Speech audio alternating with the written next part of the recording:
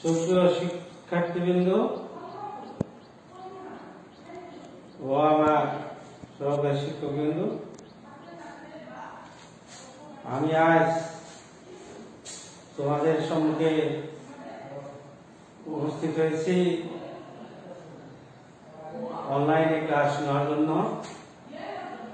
আমি আশা করব তোমরা সবাই এই ক্লাসটা গুরুত্ব সহকারে দেখবে এবং শুনবে। প্রিয় শিক্ষার্থী বন্ধু, তোমরা যারা দূর দূরান্তে আছো তারাও এই ক্লাসটা পর্যবেক্ষণ করবে। ভুল ত্রুটি হলে সেটা ক্ষমা সুন্দর দৃষ্টিতে দেখবে। গত ক্লাসে আমি কমপ্লেক্স থেকে সিম্পল করার যে পদ্ধতি, সেই পদ্ধতির দুইটি নিয়ে আমি বিশ্লেষণ করেছিলাম। আজ কমপ্লেক্স থেকে সিম্পলই করব, তবে দুটো নিয়ম আমি বিশ্লেষণ করেছিলাম। আজ 3 নাম্বার নিয়ম আমি বিশ্লেষণ করব এবং 3 নাম্বার থেকে যতটুকু করা সম্ভব তোমরা একটু লক্ষ্য করো সুন্দরভাবে। আমি শুরু করছি কমপ্লেক্স থেকে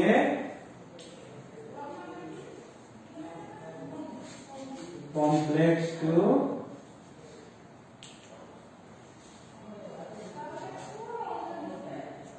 সিম্পল। গত ক্লাসে 2 নাম্বার নিয়ম পর্যন্ত আলোচনা করেছিলাম। প্রথমটা ছিল কমপ্লেক্স সেন্টেন্সের দুটি অংশের সাবজেক্ট যদি এক হয় এবং দুটি অংশেই যদি মূলভাগ থাকে তাহলে কি করতে হবে, এটা আমরা দেখিয়েছি। আর 2 নম্বরে দেখেছি দুটি ক্লুজের সাবজেক্ট যদি ভিন্ন হয় তাহলে কি হবে সেটা আমরা দেখিয়েছি। কিন্তু আজকে 3 নম্বরে আমরা যেটা দেখাবো সেটা হলো, এখন আবার বলতেছে যে সিন্স এর যুক্ত কমপ্লেক্স সেন্টেন্সের দুটি অংশের সাবজেক্ট যদি এক হয়। 1 নাম্বারটাও কিন্তু ছিল এক, আবার এখন 3 নাম্বারটাও বলতেছে দুটি অংশের কমপ্লেক্স সেন্টেন্সের দুটি অংশের সাবজেক্ট যদি এক হয় এবং সিন্স এর যুক্ত ক্লুজটিতে যদি am is are was are have has had থাকে তাহলে আমরা কি করব। I am giving an example. Since he was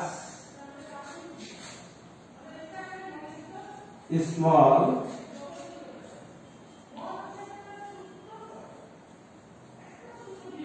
he could not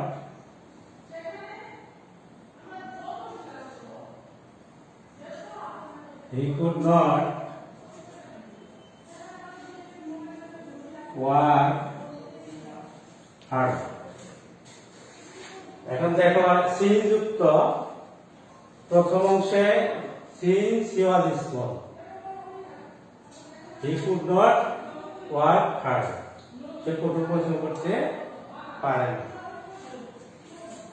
scene যুক্ত কমপ্লেক্স সেন্টেন্সের দুটি অংশের সাবজেক্ট এক। লক্ষ্য করো তোমরা, দুটি অংশের সাবজেক্ট এক এবং প্রথম অংশটিতে কি আছে ওয়াজ। প্রথম অংশটিতে যদি এম ইজ আর ওয়াজ আর থাকে বা হ্যাভ হ্যাজ হ্যাড থাকে, M is are was are এর পরিবর্তে আমরা ব্যবহার করব বিং। তাহলে M is are was are এর পরিবর্তে বিং ব্যবহার করব।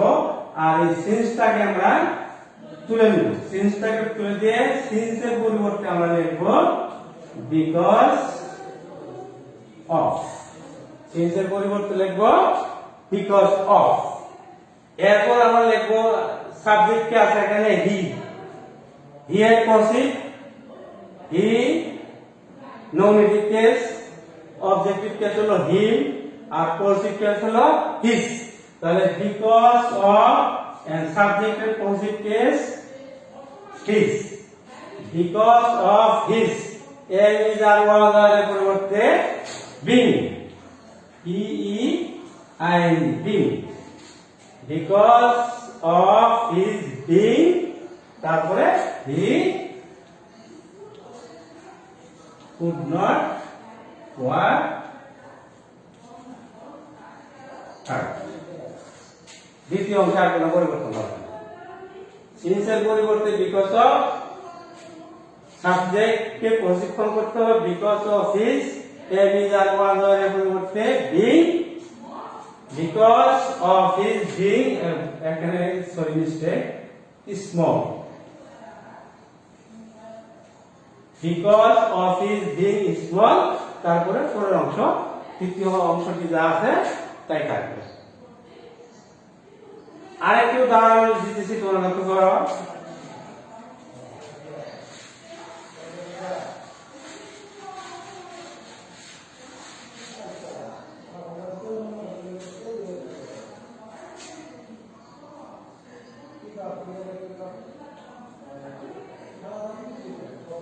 Jerry was loved by the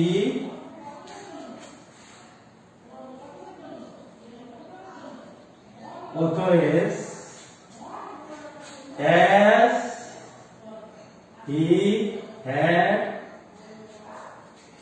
integrity.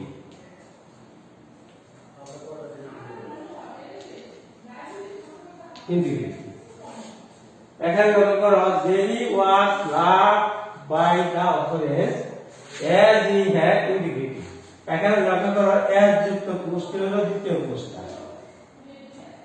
as যুক্ত পুরুষটি হলো দ্বিতীয় পুরুষটা। আমরা ইচ্ছা করলে কি লিখতে পারি, আমরা প্রথম অংশটা পড়ে লিখতে পারি, Jerry was loved by the authorities as he had integrity। এখন as যেখানে আছে এই এসটা তুলে দিয়ে আমরা লিখব because of,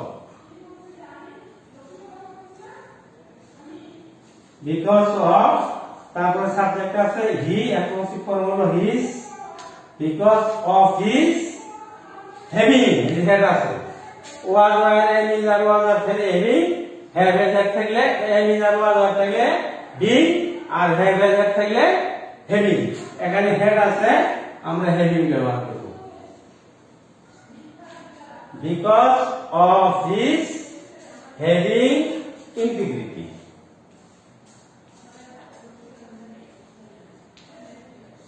Integrity, Jerry was loved by the authorities and his as এর পরিবর্তে লিখলাম because of, আর সাবজেক্টের পরিবর্তে এই সাবজেক্টটা প্রশিক্ষণ করলাম his, because of his, head এর পরিবর্তে আমরা লিখলাম কি having, because of his having integrity. তাহলে বাক্যটা পুরো বাক্যটা কি দাঁড়ালো, Jerry was loved by the authorities because of his integrity. তোমরা যদি মনে করো স্যার এই এস যুক্ত অংশটা, এই হেড যুক্ত অংশটা, এস যুক্ত অংশটা এটা যদি আগে নিয়ে আসি, তাহলে আমাদের কি করতে হবে, আগে লিখতে হবে because of his having integrity, তারপরে আমরা এই ব্যাপারে লিখতে পারবো। তাহলে because of his having integrity Jerry was loved by the authorities। অথবা তোমরা যদি মনে করো এক যেখানে আছে সেখানে আমরা রাখবো, তাহলে এটা আগে লিখবে Jerry was loved by the authorities because of his having integrity। আশা করি তোমরা বুঝতে পেরেছ। ধন্যবাদ। এটা হলো 3 নম্বর নিয়ম।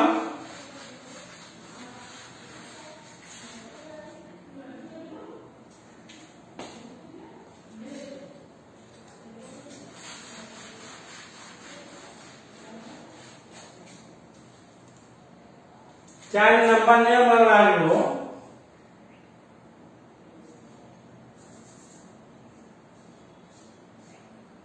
चार नंबर नियम কি করে দেখো, সময়বাচক, সময় নির্দেশক, সময় নির্দেশক কোন বাক্য যদি সময় নির্দেশ করে তাহলে কম্পাউন্ড এবং কমপ্লেক্স সেন্টেন্সকে কিভাবে সিম্পল করা যায়। যেমন দেখো,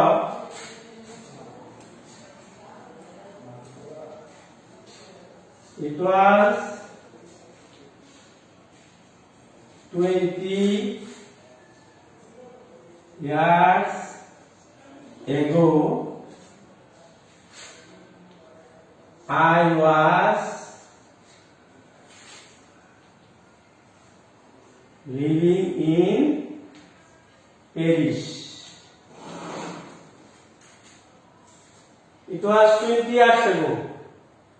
সময় নির্দেশ করছে কোনটা? 20 years ago প্রথম অংশটা সময় নির্দেশ করছে। যদি সময় নির্দেশক কোন বাক্য হয় তাহলে আমরা সময় নির্দেশক বাক্যের সাবজেক্ট এবং ভার্ব তুলে দেব। তুলে দেওয়ার পর আমরা লক্ষ্য করব যে সময়টা কোথায় কোথায় 20 years ago। এটি কি অল্প সময় না বেশি সময়? নিশ্চয় বেশি সময়। যদি বেশি সময় হয় তাহলে কিছুই বসাতে হবে না, আর যদি কম সময় বোঝায় তাহলে এক বসাতে হবে। তাহলে 20 years ago এটা বেশি সময়, তাহলে আমাদের কিছুই বসাতে হবে না, শুধু আমরা লিখবো 20 years ago I was living in Paris। যেহেতু বেশি সময় তাহলে আর কিছু বসতে হবে না। যদি কম সময় হয় তাহলে দেখো কম সময় আমি একটা উদাহরণ দিয়ে দেখাচ্ছি। সাবজেক্ট এবং ভার্ব কিন্তু উঠে গেল। বেশি সময় থেকে আমরা পুরোটাই লিখলাম 20 years ago, তারপর দ্বিতীয় অংশটা অপরিবর্তিত। এখন আরেকটা উদাহরণ দিয়ে আমি দেখাচ্ছি, তোমরা লক্ষ্য করো।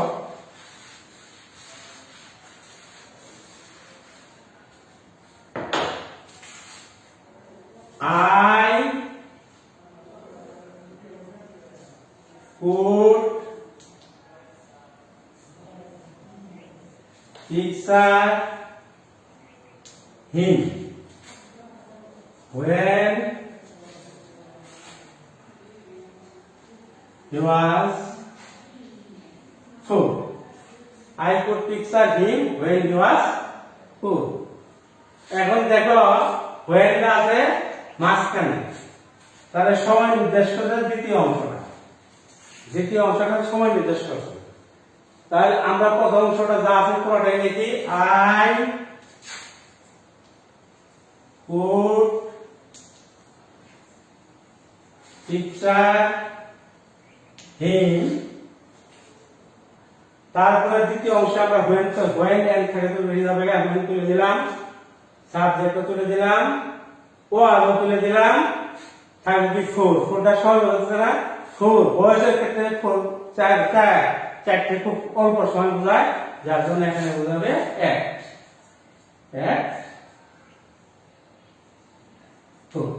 বেশি সময় বোঝালে কিছু লিখতে হবে না, আর কম সময় বোঝালে একটু। এখন তোমরা প্রশ্ন করতে পারো স্যার এই হোয়েল যুক্ত পুরস্কার যদি আগে আনি তাহলে আগে যদি আনো তাহলে তোমাদের কি লিখতে হবে? একটু I could picture him. একটু I could picture him. আশা করি বুঝতে পেরেছ। বেশি সময় বোঝালে এক বসাতে হবে না, আর অল্প সময় বোঝালে এক বসাতে হবে।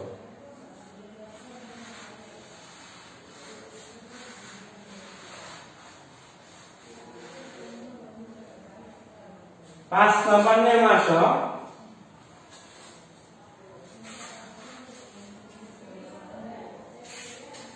আমি খুব শর্ট করে বলতেছি।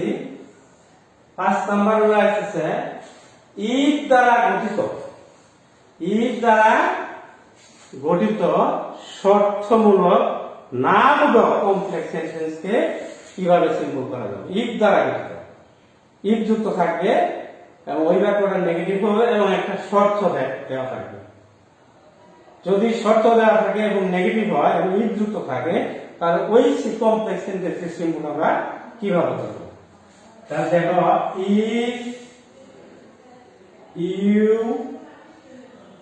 Do not work hard you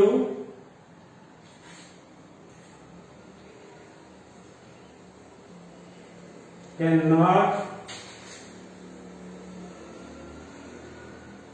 ফসফারিন line. দেখো ইফ যুক্ত আছে, শর্তটা হলো কি ইফ যুক্ত কমপ্লেক্স সেন্টেন্সটি যদি নেগেটিভ হয়, যদি ডো নট নেগেটিভ, এবং এই বাক্যটা যদি তার শর্ত দেওয়া হয়, কি শর্ত দিছে? If you do not work hard, যদি তুমি কঠোর পরিশ্রম না করো, এটা হলো শর্ত। যদি তুমি কঠোর পরিশ্রম না করো তাহলে কি হবে?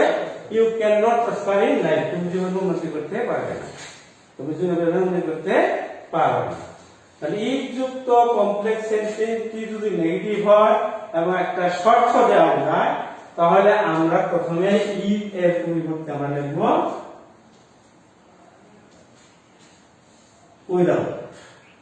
উইদাউট, তারপরে সাবজেক্ট এবং নট, সাবজেক্ট থেকে নট পর্যন্ত তুলে দেব উইদাউট, ইফ এর পরিবর্তে উইদাউট, আর সাবজেক্ট থেকে নট পর্যন্ত তুলে দিয়ে এই ভার্বটা আমরা ওয়ার্ক এর সাথে আইন যোগ করতে হবে। Without working hard you can not prosper in life.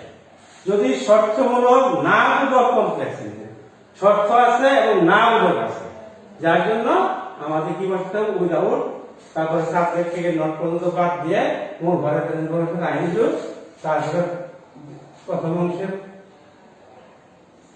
Hard, তারপর দ্বিতীয় অংশ যা আছে তাই। তাহলে without working hard you can not prosper in life. এরকম আরেকটা বাক্য দেখো,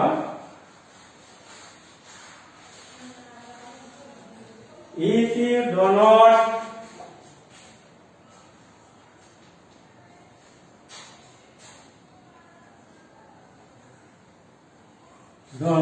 read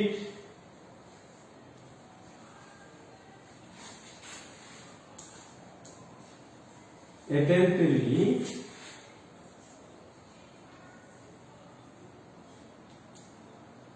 you cannot pass the examination. এটা শর্ত দিছে, কি শর্ত দিছে? যদি তুমি মনোযোগ দিয়ে না পড়ো, যদি তুমি মনোযোগ দিয়ে না পড়ো কি করে? You can not pass the examination. If কে তুলে দিব, তুলে দিয়ে আমরা লিখব উইদাউট, তারপরে সাবজেক্ট থেকে নট পর্যন্ত বাদ দিয়ে মূল ভার্বটা রিড এর সাথে আইএনজি, উইদাউট রিডিং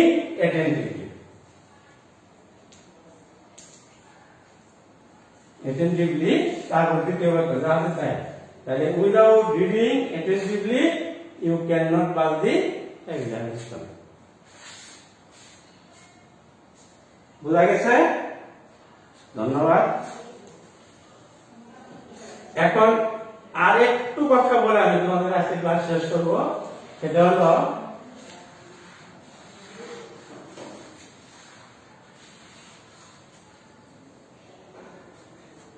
ইফ যুক্ত ক্লোজটি যদি অ্যাফার্মেটিভ হয়, এটা বলছিল আগেরটা হলো ইফ যুক্ত ক্লোজটি নেগেটিভ।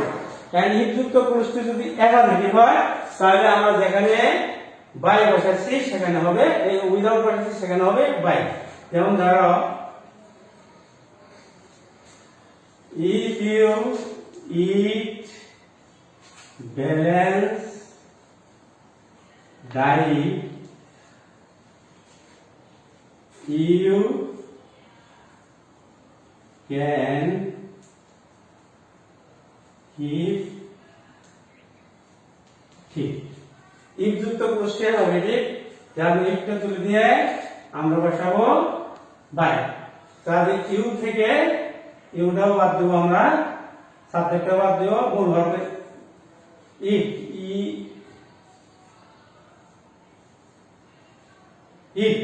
এর সাথে আইন যুক্ত হবে। By eating balanced diet,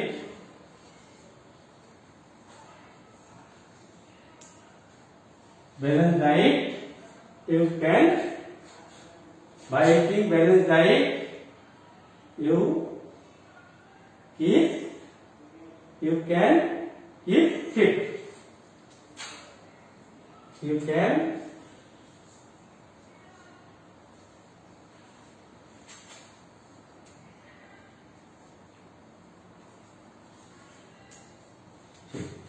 তাহলে কি বলছে ইফ যুক্ত পুরুষটি যদি নেগেটিভ এবং শর্তমূলক হয় তাহলে উইদাউট বসাতে হবে, আর যদি হ্যাঁ বোধক হয় তাহলে বাই বসাতে হবে, আর পুরোটাই ঠিক থাকবে, মূল ভাগ থাকবে আইন হবে। Thank you very much. নম্বর 2